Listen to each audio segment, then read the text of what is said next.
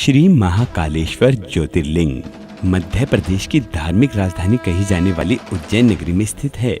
महाकालेश्वर ज्योतिर्लिंग की विशेषता है कि ये एकमात्र दक्षिण मुखी ज्योतिर्लिंग है। यहाँ प्रतिदिन सुबह की जाने वाली भस्मारती विश्व भर में प्रसिद्ध है। महाकालेश्वर की पूजा विशेष रूप से आयु वृद्धि और बुद्धि पर आए हुए संकट को टालने के लिए की जाती है। उज्जैन वासी मानते हैं कि भगवान महाकालेश्वर ही उनके राजा हैं और वे ही उज्जैन की रक्षा करते हैं। तो चलिए आज हम जानते हैं श्री महाकालेश्वर ज्योतिर्लिंग की कथा। यह परम पवित्र ज्योतिर्लिंग मध्य प्रदेश के उज्जैन नगर में है। पुण्य सलीला क्षिप्रा नदी के तट पर स्थित उज्जैन प्राचीन काल से उज्जैनी के नाम से विख्यात था। इसे अवंतिकापुरी भी कहते थे। यह भारत की परम पवित्र सप्तपुरियों में से एक है। महाभारत शिव पुराण एवं स्कंद पुराण में महाकाल ज्योतिर्लिंग की महिमा का पूरा विस्तार के साथ वर्णन किया गया है। इस ज्योतिर्लिंग की कथा पुराणों के अनुसार इस प्रकार है। प्राचीन काल में उज्जैनी में राजा चंद्रसेन राज्य करते थे। वह परम शिव भक्त थे। एक दिन श्रीकर नामक एक 5 वर्ष का गोप बालक अपनी माँ के साथ उधर से गुजर रहा था। राजा का शिव पूजन देखकर उसे बहुत हैरानी हुई। वह स्वयं उसी प्रकार की सामग्रियों से शिव पूजन करने के लिए लालायित हो उठा। इतनी सामग्रियां वह साधन न जुट पाने पर उस बच्चे ने लौटते समय अपने रास्ते से एक पत्थर का टुकड़ा उठा लिया। घर आकर उसी पत्थर को शिव रूप में स्थापित कर पुष्प चंदन आदि से परम श्रद्धा पूर्वक उसकी पूजा करने लगा। माता भोजन करने के लिए बुलाने आई, किंतु वह पूजा छोड़कर उठने के लिए किसी भी प्रकार तैयार नहीं हुआ।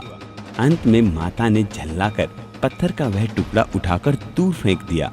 इससे बहुत ही दुखी होकर वह बालक जोर जोर से भगवान शिव को पुकारता हुआ रोने लगा। रोते रोते अंत में बेहोश होकर वह वहीं पर गिर पड़ा। बालक की अपने प्रति यह भक्ति और प्रेम देखकर भोलेनाथ भगवान शिव अत्यंत प्रसन्न हो उठे। बालक ने जैसे ही होश में आकर अपने नेत्र खोले तो उसने देखा कि उसके सामने एक बहुत ही भव्य और अति विशाल स्वर्ण और रत्नों से बना हुआ मंदिर खड़ा है। उस मंदिर के अंदर एक बहुत ही प्रकाशपूर्ण भास्वर तेजस्वी ज्योतिर्लिंग खड़ा है। बच्चा प्रसन्नता और आनंद से विभोर होकर भगवान शिव की स्तुति करने लगा। माता को जब यह समाचार मिला तब दौड़कर उसने अपने प्यारे लाल को गले से लगा लिया। पीछे राजा चंद्रसेन ने भी वहां पहुंचकर उस बच्चे की भक्ति और सिद्धि की बड़ी सराहना की।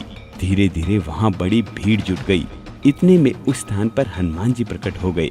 उन्होंने कहा, मनुष्यों, भगवान शंकर शीघ्र फल देने वाले देवताओं में सर्वप्रथम है। इस बालक की भक्ति से प्रसन्न होकर उन्होंने इसे ऐसा फल प्रदान किया है जो बड़े बड़े ऋषि मुनि करोड़ों जन्मों की तपस्या से भी प्राप्त नहीं कर पाते। इस गोप बालक की 8वीं पीढ़ी में धर्मात्मा नंद गोप का जन्म होगा। द्वापर युग में भगवान विष्णु कृष्ण अवतार लेकर उनके वहां तरह तरह की लीलाएं करेंगे। हनुमान जी इतना कहकर अंतर्ध्यान हो गए। उस स्थान पर नियम से भगवान शिव की आराधना करते हुए अंत में श्रीकर गोप और राजा चंद्रसेन शिव धाम को चले गए। इस ज्योतिर्लिंग के विषय में एक दूसरी कथा इस प्रकार भी कही जाती है कि किसी समय अवंतिकापुरी में वेद पाठी तपोनिष्ठ एक अत्यंत तेजस्वी ब्राह्मण रहते थे। एक दिन दूषक नामक एक अत्याचारी असुर उनकी तपस्या में विघ्न डालने के लिए वहां आया। ब्रह्मा जी से वर प्राप्त कर वह बहुत शक्तिशाली हो गया। उसके अत्याचार से चारों ओर त्राही त्राही मच गई। ब्राह्मण को कष्ट में पड़ा देखकर प्राणी मात्र का कल्याण करने वाले भगवान शंकर वहां प्रकट हो गए। उन्होंने एक हुंकार मात्र से उस दारुण अत्याचारी दानव को वहीं जलाकर भस्म कर दिया। भगवान वहां हुंकार सहित प्रकट हुए, इसलिए उनका नाम महाकाल पड़ गया।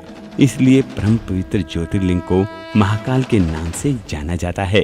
दोस्तों, जो भी श्री महाकालेश्वर ज्योतिर्लिंग के दर्शन करता है उसका जीवन धन्य हो जाता है।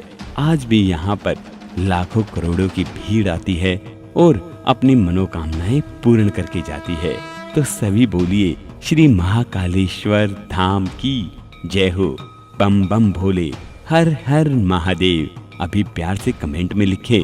और अगर आप और भी ज्योतिर्लिंगों के दर्शन करना चाहते हैं, उनकी कथाओं को जानना चाहते हैं, तो अभी हमारे इस चैनल को सब्सक्राइब करना ना भूलें। और हाँ दोस्तों, कमेंट में आपको जरूर लिखना है। भोले बाबा आप पर ऐसे ही कृपा बनाए रखेंगे।